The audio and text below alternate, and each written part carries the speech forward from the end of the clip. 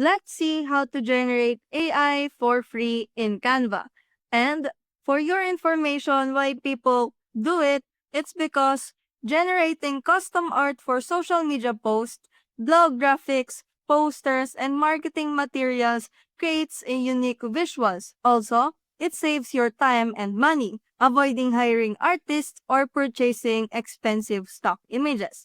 So, for you to able to generate free AI art in Canva, you just have to click or create a new design on Canva. After you create a design, you just have to go to the element section. And once you're in, just simply scroll down and under the AI image generator, simply click the plus icon which is on the beside of the generate your own. And then after that, you just have to click or pick this button which is the styles and then simply pick any styles, but in this case we will be choosing for an AI art. So simply scroll down and under the fine art options, you can just select whether it is an ink print, color pencil, watercolor, paper cuts, or even oil painting or stained glass. So in this case, I will choose oil painting for my style.